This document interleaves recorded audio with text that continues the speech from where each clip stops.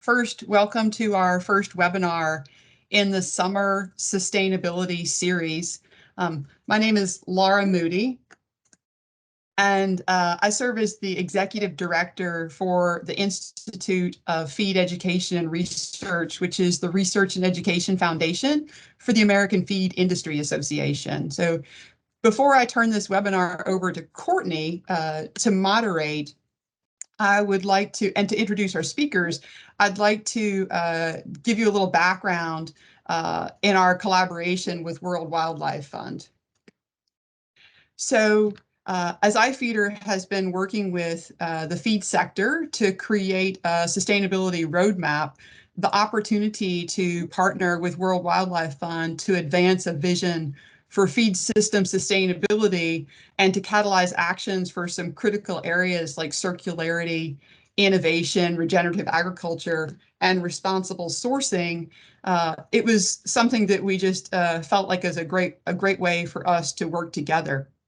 And we have a desire, all of us, to elevate best practices from stakeholders throughout the feed supply chain and really the whole feed value chain, both upstream and downstream of the sector. So it's really important for us to be able to support not only the feed industry sustainability needs, but also the needs of our downstream customers who ultimately are seeking to integrate feed information into their own sustainability efforts.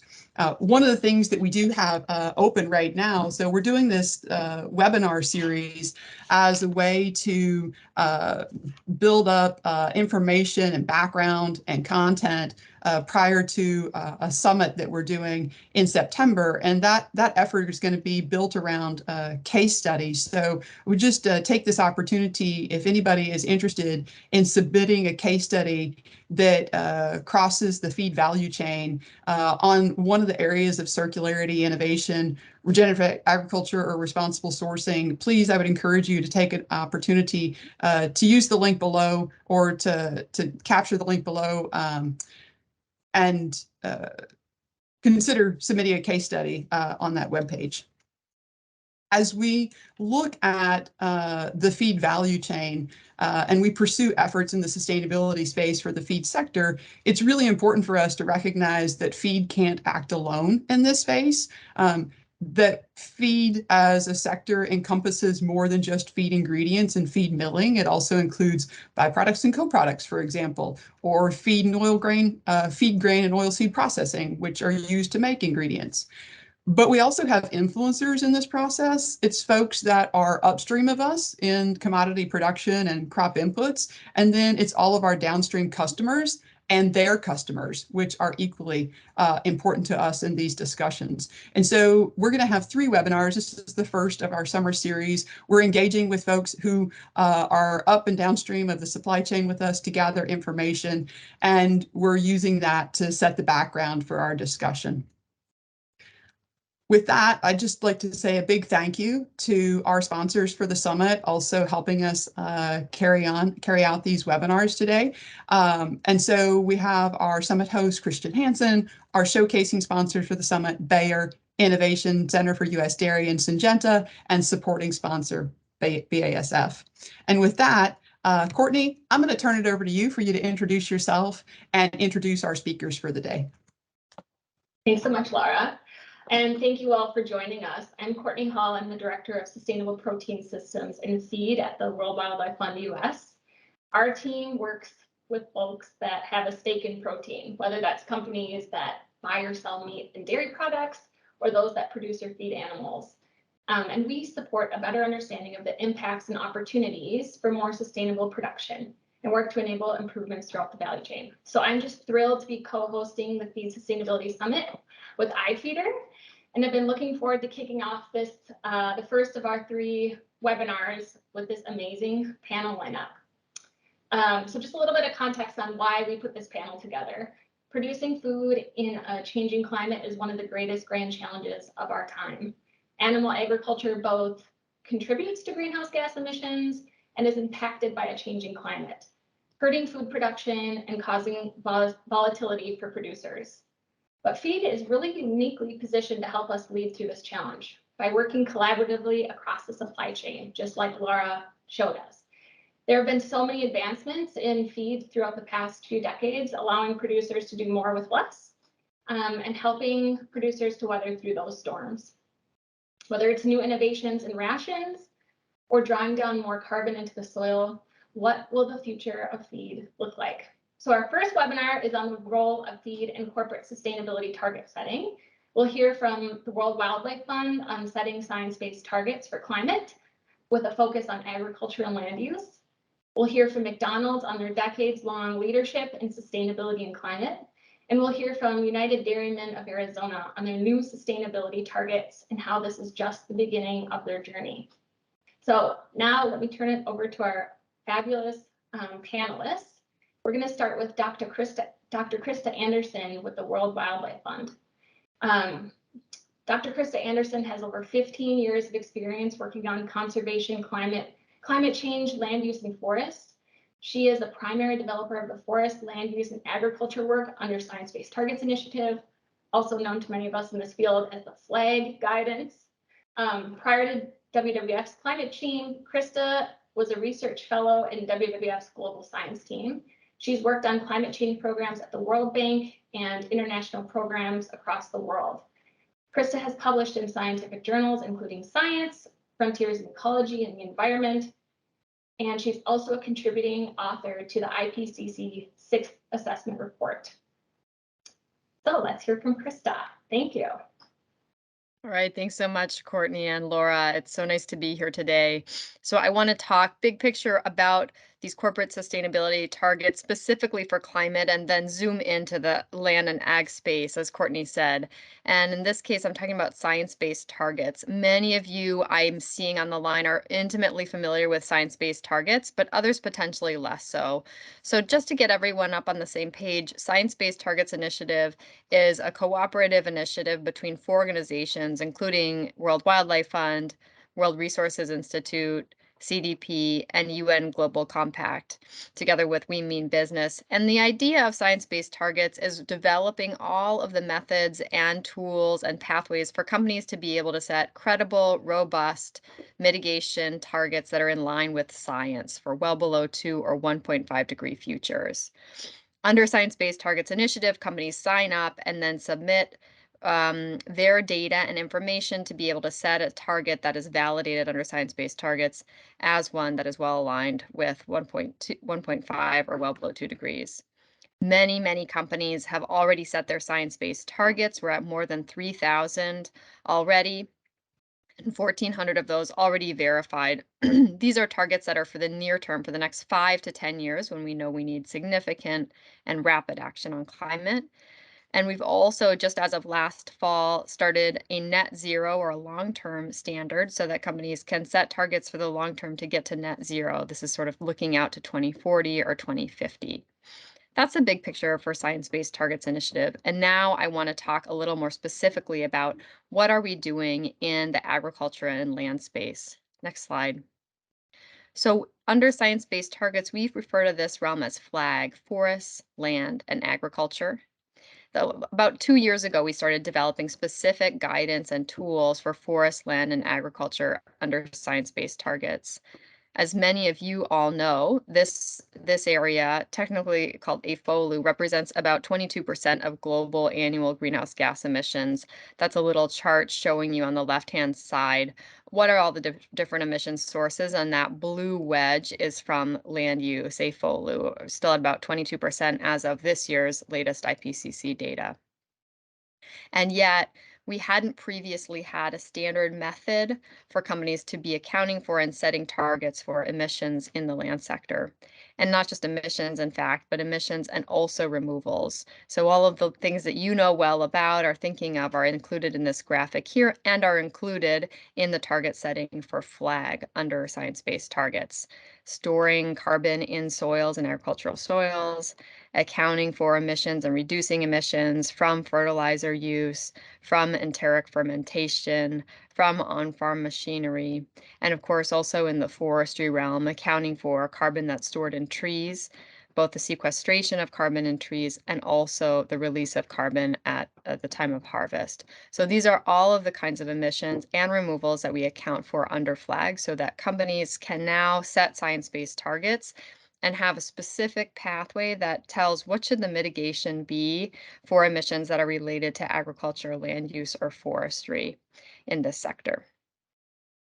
Next slide. I just want to talk a little bit more in detail about what exactly that means at the end of the day for those who haven't already set a science-based targets. Under FLAG, we've created 2 different target setting tools, and this is something that anybody can look at. It'll be launched in the next month, and you can go onto the Science Based Targets Initiative website and see all of the FLAG materials, all of the underlying data, everything is there.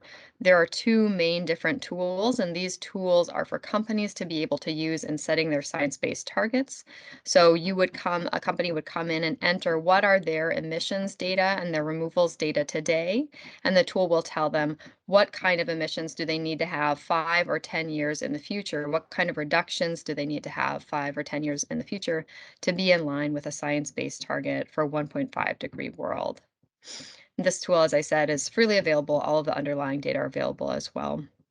In addition, of course, we've developed a guidance document and a detailed methods document, and these go alongside the tool to explain to companies or any interested stakeholder exactly what are the steps in the process for setting a science-based target for FLAG, who needs to set a target, which emissions need to be included, under which conditions are different mitigation options set forth.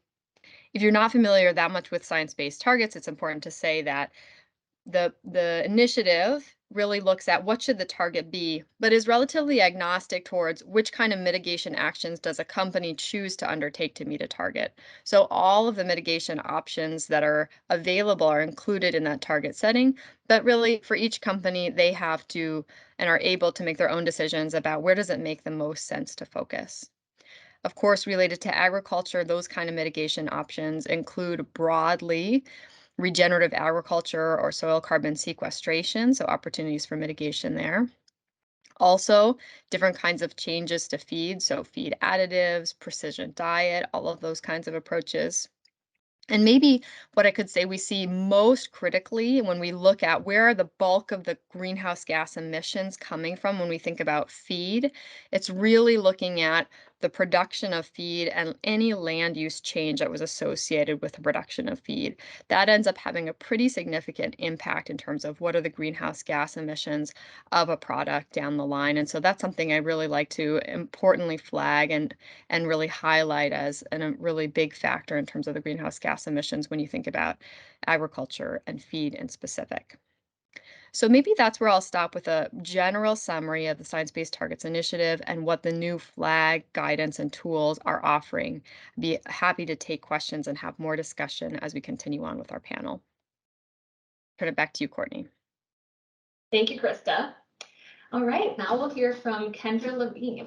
Kendra is the U.S. Sustainability Director for McDonald's U.S., where she and her team cover supply chain and restaurant sustainability. Prior to this role, Kendra led McDonald's relationship with their Latin American franchisees on all things supply chain related as their field service director. And prior to that, she led McDonald's U.S. supply chain climate strategy and coffee sustainability globally for the company. Before her time with McDonald's, she worked in international agricultural development with smallholder subsistence farmers in Kenya with One Acre Fund and Guatemala with Fundación AGIL. Hopefully I pronounced that right.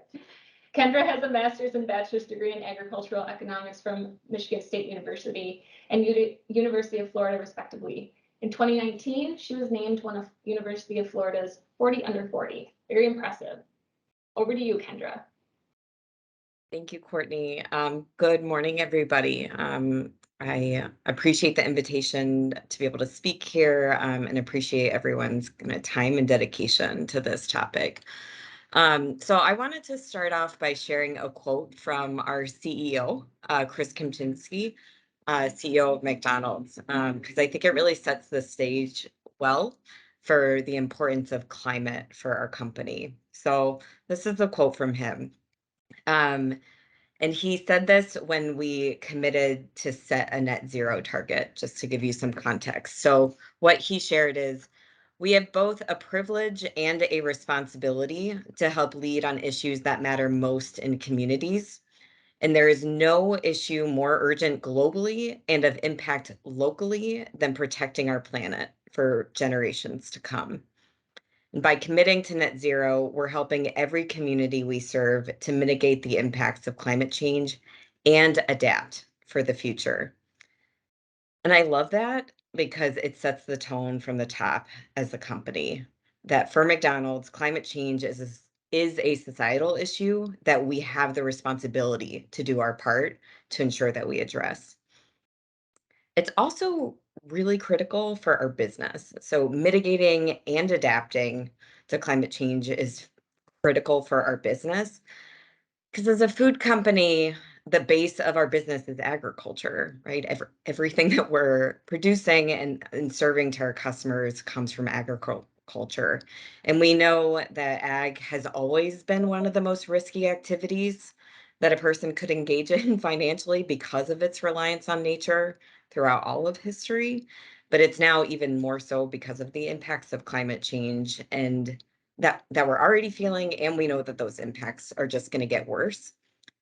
So the reason why I'm saying it's critical to our business is that addressing climate is critical just for the resiliency of our supply chain, just to be able to ensure that we can continue to serve the nearly 70 million customers that we serve a day.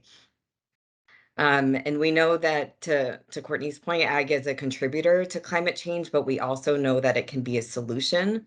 And these are all things that we want to be aware of, take responsibility for. So in 2018, McDonald's was the first global restaurant company to set a science-based target. That target was based on a 2-degree scenario, which just meant we calculated what do we need to do our part to make sure that global temperatures don't rise above 2 degrees, what they were before the industrial period started. And last year, we committed to updating that target to what Chris had mentioned, to a 1.5 degree scenario. So to make sure we're doing our part to make sure global temperatures don't rise above 1.5 degrees above the pre-industrial period. And we committed to setting a net zero target. So we'll be updating our 2030 target with that 1.5 degree scenario, and we'll be setting a net zero target later this year. And when we set the target the first time, we did share that the supply chain portion of our business makes up 3/4 of our carbon footprint. So if we're thinking about what is the impact that flag, what Krista was describing, what does that have for McDonald's? It's massive. And that's not unique to McDonald's, that's any food company. For any food company, the largest portion of our footprints are always going to be the supply chain portion. And again, it's about 3/4 for us. So with this, when we update our goal to the 1.5 degree scenario, using this new guidance that Krista was sharing for flag, that is basically forcing corporations to look even more specifically at what's happening on farm. So from feed to the farm gate, et cetera. So there's a lot of focus there for us to make, again, as we make sure that we're doing our part, we're looking to see how can we engage within our supply chain to partner to help reach our targets. So specifically for feed, narrowing in here, the importance for feed for us is pretty significant. And there are a couple things ultimately that we think we would need from the feed sector in order for us to be able to meet our target. And the first thing is what I think we actually need from everyone, not just the feed sector, but anyone that's in our supply chain, any other companies that are kind of companies that we would partner with that have similar targets to us, sorry. But also external parties like government, we think everyone needs this, and ultimately it's everyone understanding that we all have responsibility for this and everyone committing to partnering to creating solutions. Because we ultimately know that the solutions don't exist now, but we can create them, and we have to work together to be able to do that. So that's the first thing we need for feed, but again, not unique to feed. There are 4 things that I think are unique to feed that we're seeing that will be necessary to help us meet our target. The first is around land use change. We need to make sure that any feed that's within our supply chain is being produced on land that is not newly converted land. So that grasslands remain grasslands, and that there isn't conversion of native grasslands, forests, et cetera, being converted to produce crops. So that first one is avoiding land use change to produce feed. The second is around production practices of feed. So really just making sure that as feed crops are produced, that climate smart practices are being used, like cover crops, minimum tillage, crop rotation, nitrogen optimization, et cetera. So that second one is around climate smart ag production practices. The third piece is around feed additives. So we see a big opportunity here for feed additives to be potential solutions for us. So an example here might be a feed additive that could be added at the feedlot that could help reduce the enteric fermentation of cattle.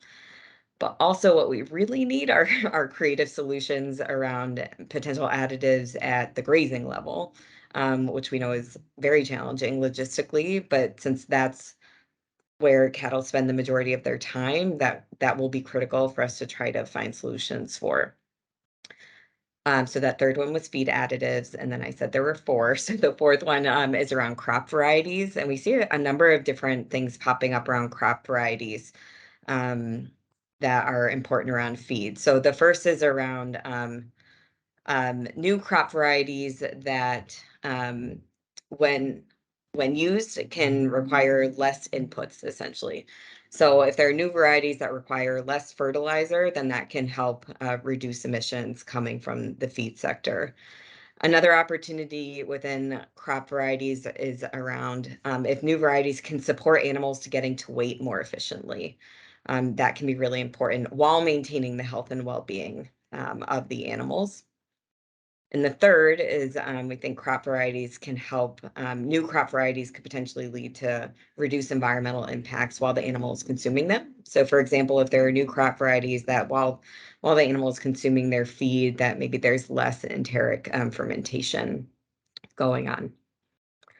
And lastly, I'll just close that with all of these things we'll ultimately need data to flow around how much are these any of those 4 things being adopted, and can that flow through the supply chain so that we ultimately are aware of what's happening going on with feed within our supply chain so that we can take that into account when we're counting our carbon footprint going forward.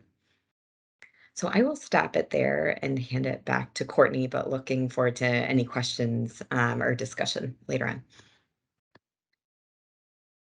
Thank you, Kendra. All right, now we're going to turn it over to Brandon Clark. So Brandon is the Business and Sustainability Analyst at United Dairymen of Arizona. In his role, he manages the data collection, analytics, and reporting of information related to UDA's sustainability program and goals. Previously, Brandon worked in asset management for Boeing's Apache helicopter program. I love to see the interesting career paths into sustainability, so this is awesome. And he graduated summa cum laude from Arizona State University with a BS in supply chain management. So very excited to hear from Brandon to learn a little bit more about the sustainability work going on at UDA. Thank you, Brandon. Great, thank you. And yeah, thank you to the IFEEDER and WWF team for this invite and allowing us to share kind of our progress and perspective on sustainability. So just to start out, a little bit about UDA. To give some background, we were founded in 1960, so we have over 60 years of experience when it comes to sustainability and sustainable initiatives. We're a family-owned dairy cooperative, 37 members, that produces over 30 different types of milk and dairy products, headquartered in Tempe, and produce around 4 billion pounds of milk per year. Next slide, please. So UDA recently, we embarked on this sustainability target setting journey that my other panelists have also referenced. So really what we did is we hosted a series of webinars and workshops among our employees to establish people-driven sustainability targets. And those are what you can see before you on the screen today. Is we came up with 4 major targets. The carbon one specifically, reducing scope 1 and 2 emissions by 50% by 2030, is a science-based target that has been verified and approved by SBTi. And then the remainder were additional targets that we set among our employees. So that was the one critical piece to target setting for UDA, was making sure that we had buy-in and participation from our employees, because ultimately they have the power and influence that will affect the outcome of our target. And the second piece to our target setting journey was we wanted it to be data-driven.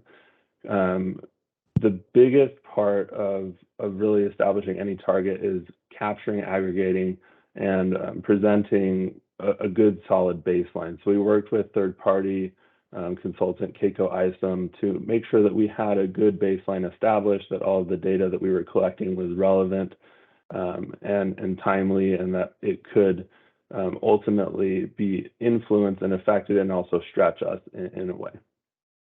And then that carbon one in particular, that scope 3 also reduction, is highly influential by the feed industry. So feed accessibility, traceability, and innovations within the feed space will ultimately has the opportunity to drastically influence scope 3 reductions in any sort of way. So that's kind of the implication that we would want, and innovation we'd want to see from feed is really just innovations in that space, and then traceability, and really all the other things that previous speakers referenced as well. And next slide, please. So kind of moving past the target setting experience at UDA, we decided to embark on our next step journey of how are we going to achieve, these 2030 targets. And we partnered recently with Ecovadis, the world's largest sustainability scorecarding company, to see kind of where we were at. So on this initial assessment, we scored a 58 out of 100, which puts us in the top 20% in the dairy industry. So we're super proud and excited about that. But what it does also is it gives us an idea of all of the things that we need to work on in order to be a more sustainable organization, and in turn allows us the benchmarks and items that we need in order to achieve our 2030 targets. So we have now a clear path in front of us of all of the internal things that we need to be working on in order to achieve our targets, achieve net zero in 2050, as the dairy industry has set. And we're really just excited about this positive impact that we're able to share because of this score and the targets that we've set. So with that, I'll happy to answer any questions, and I'll pass it back to Courtney. Thank you, Brandon. All right, I think all the speakers can go back on camera, and we're going to start opening things up for our audience participation. So I have a question or two that I'll warm the folks up with, but folks on the phone, please feel free to put your questions in the chat for our panelists. So one of the things that I was struck by through each of the presentations was the focus, I think, on people. So oftentimes we think about sustainability, especially in climate, we think about the environment or greenhouse gas emissions, but I think all of our panelists mentioned how important people are in this process, not only the people that are impacted on the ground and that they'll collaborate with, but people in their own organizations, whether it's leaders or employees. So I'd love to hear a little bit more about the impact that these sustainability targets have had on your organization from a people perspective. Like what changes have you seen with your relationships with your leadership, your buy-in, etc. If anyone wants to start with that one. Maybe Kendra? I'm seeing you nodding. Sure, happy to. Yeah, I started off what I was sharing around how our CEO is really like a climate champion within our company, which is just really exciting to see. He is pushing the needle. It's not just sustainability folks within our company, but he is really driving us to think like, what can we do and what can we commit to? So it's really starting at the top, including folks within our board of directors as well. But then none of this work can get done unless it gets embedded into the various functions within our company, right? So I've been with McDonald's for 7 years. So something that I've just been very excited to see over time is see how much different folks within the functions are becoming aware of what these issues are and what their role is, and they are becoming the voices. So McDonald's works very closely with our suppliers. We have wonderful relationships with them and we partner with them. And as we talk about what is our role and what are our expectations for working together, that isn't just coming from the sustainability team, that's coming from our sourcing team, working with our suppliers. Like they understand these issues, they understand the impacts of climate change to the resiliency of our supply chain, and the business impact, and the societal impact. And it's exciting to hear their voices, and their ownership of these issues as well. So to your question specifically, like within our organization, this is now something that is top of mind for everyone. It is not just the corporate responsibility folks or sustainability folks, but it's now pervasive throughout the company. Thank you. Pervasive is a negative sounding word. It's not throughout the company. That's great. That's great. Brandon, what are your thoughts on that? I noticed you had talked more about like a bottom up or more organic approach. Talk to us about why you took that approach to get these targets set. Yeah, so we have regular leadership town halls with all of our employees. And one of the most impactful things that I think we saw recently was that we gave a recap on our results on sustainability. And then afterwards, one of our employees came up and said, hey, I'm really interested in sustainability. I'd love to help out any way I can. And their role is relatively removed from the role of sustainability. It's more of an operations type role. But it's that kind of momentum that I think we're experiencing internally among our employees, and excitement among our employees, where they're coming in and saying, hey, how can we participate? How can we help? And that's the kind of thing that we're starting to see. And it's making us, as leadership within sustainability, excited, because now we have the leverage among our employees that can ultimately influence targets and really better the world when it comes to sustainability.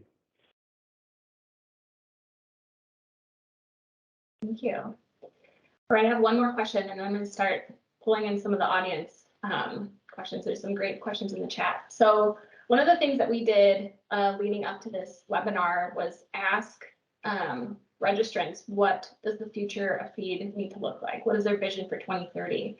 And surprisingly, we got some really great alignment. Many mentioned a net zero future, many mentioned a circular future, and many mentioned regenerative. So Krista, starting with you, what are some of the biggest impact areas that as a sector we need to address? And then a follow-up question for Kendra and Brandon would be, do you have examples in these areas? So Kendra, you mentioned that these are areas that are important, but are you advancing any of them today or plans to? Well, let's start with Krista on that question. Great, thanks. Yeah, when we think about especially agriculture under science-based targets and sort of what are all of the mitigation opportunities, kind of the biggest wedge, usually about half, is land use change. And Kendra, I know you mentioned that as well. It's like dealing with the land use change that's associated with your supply chain is a huge part of the emissions. And then there are, 6 or 7 kind of smaller buckets of things, which are also really important in order to get to the sort of overall mitigation that we need for 1.5 or for net zero. And that includes the things that we've mentioned so far in broad categories. I'd say the soil carbon sequestration, the sort of improved agriculture in general. So that's thinking about precision crops, that's thinking about, of course, fertilizer, and also that's thinking on the livestock side about enteric fermentation, and for any of those out there in rice, of course, rice and emissions, especially of methane related to rice, are a big one. So those are kind of the big categories, and I will prevent myself from talking too much further about that, but I'd love to hear Kendra, especially on that land use change piece. I know that when we talk to companies, sort of one of the first challenges, you guys have been at this for a while, but for many are still in the stage of the first challenge of doing the accounting, figuring out sort of what does the emissions profile look like. So definitely would love to hear kind of where are you implementing, but also if any tips about where you've been in terms of getting that accounting going. I think that could be useful for folks as well. We get a lot of questions there. Yeah, Courtney, could you share the overall question again, just to make sure I have that framing? Yeah, so there were the vision for a 2030 sustainable feed future. So those were taken from the audience. Some mentioned a net zero future, others mentioned a regenerative future, and others mentioned circular. And what I found very interesting was that aligns with what's needed, what the science is saying we need. So do you all have any examples of work that you're doing in some of those categories, maybe regenerative agriculture or incorporating byproducts for a more circular supply chain and feed, something like that? Got it. Thank you. Okay. Yes.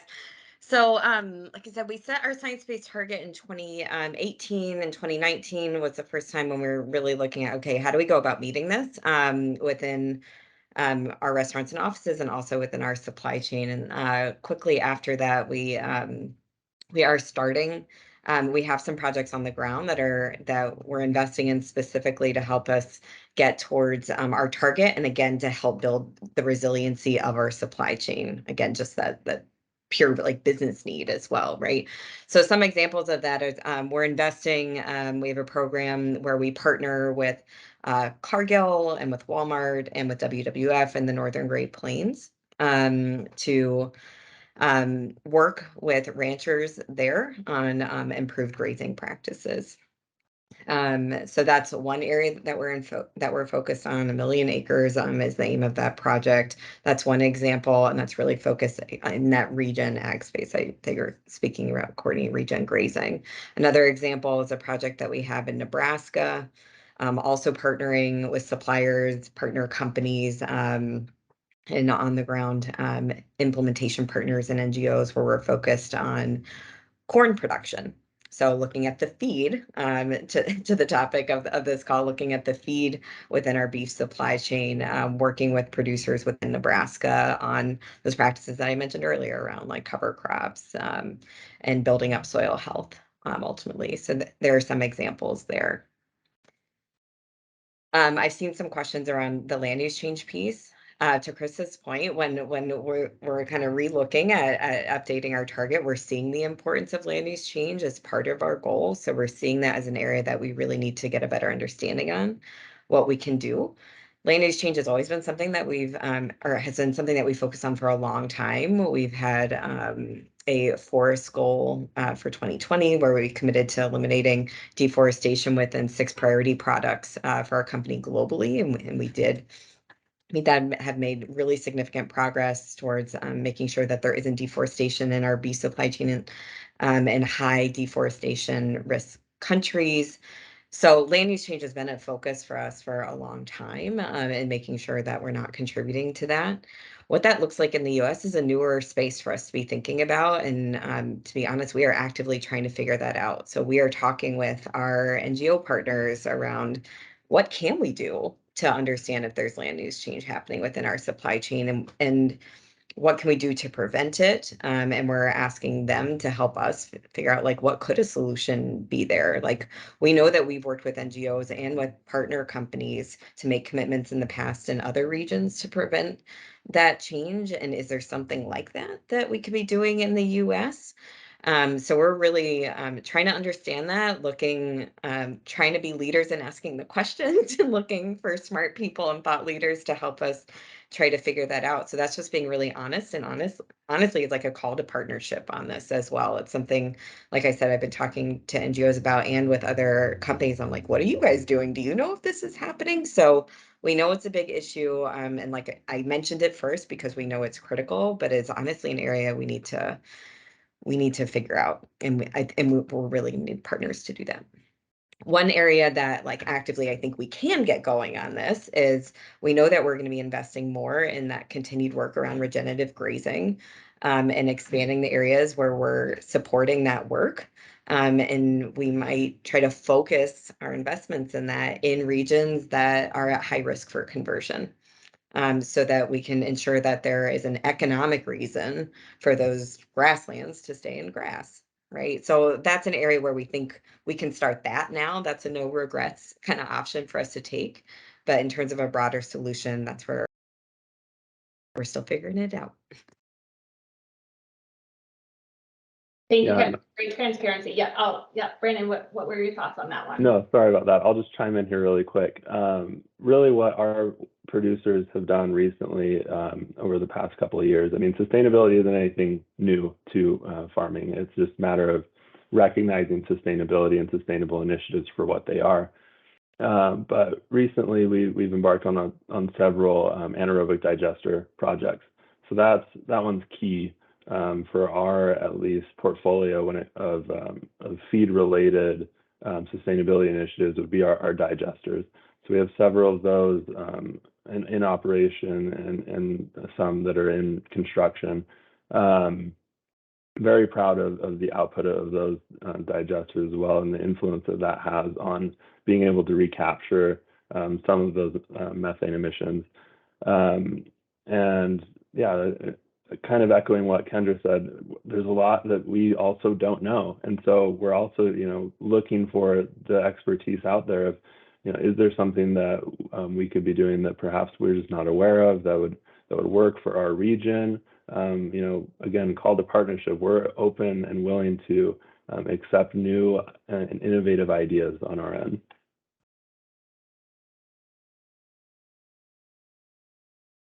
Awesome. I really appreciate the transparency and openness that we don't know all the answers right now, but we're in a stage where we know there's an issue.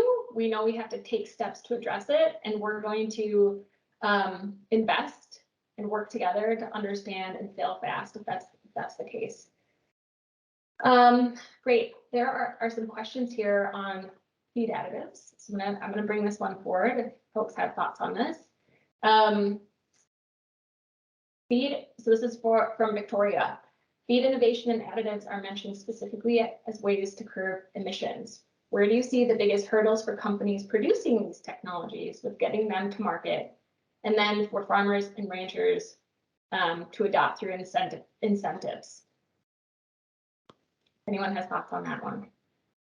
Maybe if you don't have specific thoughts on additives, maybe some thoughts on how some of your other implementation models have worked with de-risking, working with NGOs, pilot testing in the field. I think some of those in that context would be helpful with this same question. My understanding in the feed additive space is that a big challenge is just getting them approved quickly, so that they can be marketable.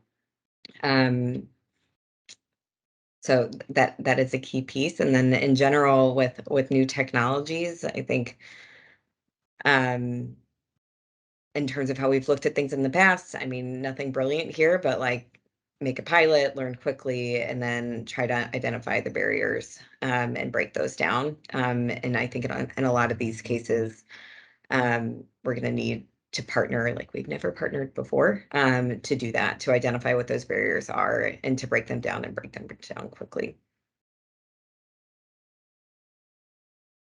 Maybe I would add thinking from the science-based targets perspective, we're narrowly focused on those land emissions now, and it's because we've covered all of the energy and industrial emissions, and that was something that has always been a bit ahead in the national accounting and jurisdictional accounting and also in corporate accounting, because it's a bit easier to get a handle on, a facility has these emissions.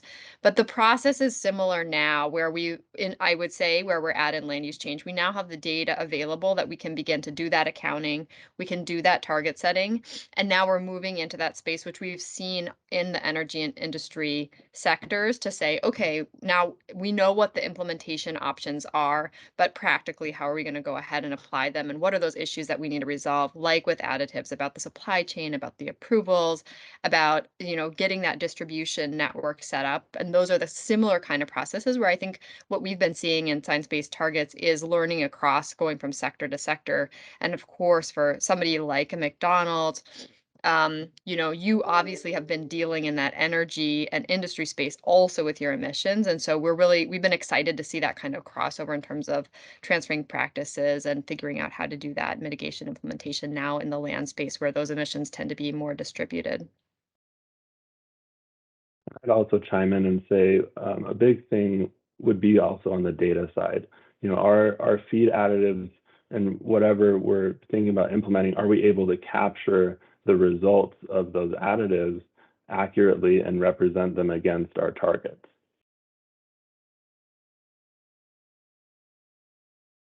That's such a critical piece too. Not only is it implementing of the product, but how do we account for it?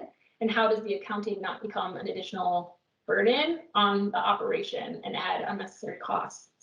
I loved the perspective across all three of you on that, because it's a very complicated but necessary topic that will be critical to advance in the next coming years. I thought this next question was pretty interesting. Sustainability never comes without its trade-offs, right? So this one was aimed at Kendra and Brandon from Kevin. Have you found sustainability targets conflicting with other company goals, whether that's housing, production, growth, etc.? Do you have thoughts on that? And maybe how do you align your targets across your organization? There are always trade-offs, especially when you're looking at animal protein. You're looking at you're not only looking at a climate issue, right, or even like an environmental issue. You're always also looking at the animal health and well-being.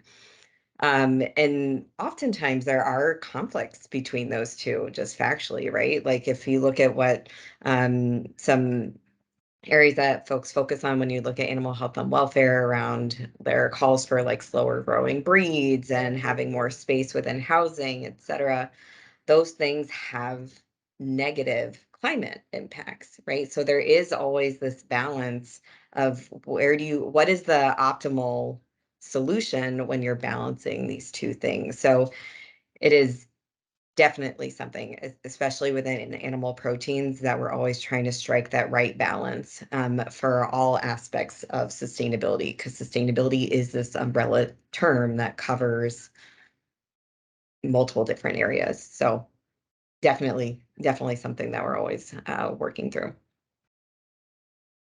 Yeah, very, very similar story on our end. Like there will always be trade-offs, and that's things that you need to take into account when setting targets and going down that road. And that's why I think really driving into the people side of target setting is so critical. Is again, working with all of your internal teams, whether that's operations, supply chain, purchasing, everything in between. They will all have an ultimate influence on targets, so they should have a seat at the table when discussing prospective target setting issues, because ultimately they'll be influencing it at the end of the day. So everybody needs to be involved. It's not just a top-down approach, it's a bottom-up. One thing I wanted to add in there, I apologize for not mentioning this earlier, but I think part of the question was like, how do you navigate that? Part of how we have navigated that in the past is trying to make sure we're really being outcomes focused when we're deciding how we're going to move forward.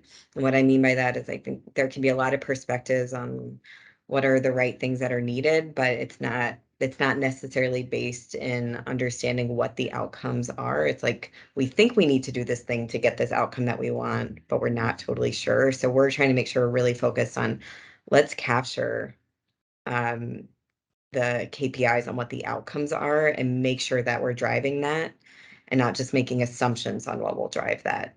And that's been something that's helped us strike that balance and balancing these two areas of animal health and welfare and the environmental issues as well. Yeah, and if I could add one thing from the perspective of science-based targets and setting these land-based targets, really, even within that realm of sustainability, you can have obviously trade-offs. You know, if we just programmed everything towards what is the best climate outcome, that we would not always get the best nature outcome. And that's something that we've been really attentive to when we look at what are the flag targets, right? So the flag targets are accounting for, you know, not having undue impact on nature, right? If you wanted to store the most carbon, maybe you would just plow up everything and plant really fast growing trees that are non-natives. That's not the outcome that we're looking for as a sort of extreme example. And so flag really sets a pathway that takes into account what does nature need, what does conservation need in that sustainability realm as well. And one thing I also highlight there is one of the key points of leverage actually we've seen instead of conflict for one time is between the climate targets and the forest targets, which many companies also have. You know, flag is the opportunity to do the mitigation, and that's very well aligned with the zero deforestation targets that many companies have, because that's also a mitigation lever. And so the way that we've made that bridge really clear, and hopefully this will be helpful for companies as they're working towards their targets, is to say that when you set a flag target on that climate side and carbon accounting, you also need to have a zero deforestation target, and so that you're making sure that those two things are happening in alignment and not coming into conflict with each other.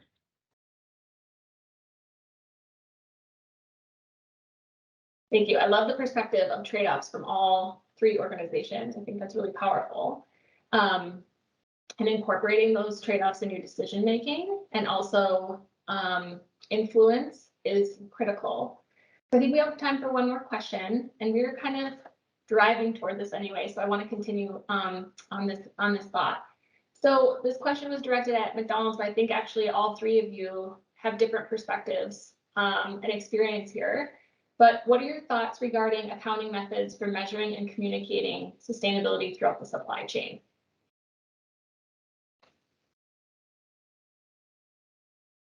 Well, if I can just jump in on one pitch, science-based targets is focused on that target setting. So when a company comes in, you've done the accounting. But what we really rely on for the accounting, of course, is the greenhouse gas protocol guidance, which many of you will be familiar with. And together with FLAG, we've been updating in the last couple of years the greenhouse gas protocol guidance. So there's new guidance specific to land sector and removals. The greenhouse gas protocol has had guidance for corporate accounting for decades, but not this specific guidance on the land sector and removals until now. And so we're super excited to be having both of these new things available, the accounting and the target setting, to ease that kind of burden a little bit where there hasn't been clear guidance that's really specific for this area. For anyone who's interested in more in that, the greenhouse gas protocol most recent draft guidance will be released this month, and they're going into review and pilot testing. So for those of you for whom that's an area of interest, this is really the opportunity to give feedback on how is that accounting being set up, what are the inputs needed, you know, what are the needs of companies or other stakeholders. And I would really encourage you to participate in that greenhouse gas protocol land sector and removals guidance draft stage.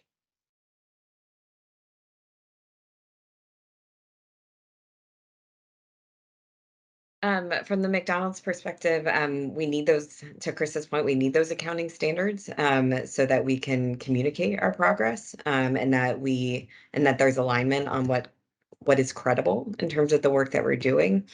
So getting that guidance out, getting it clear so that we can move forward is really important on that timeline of getting that clarity.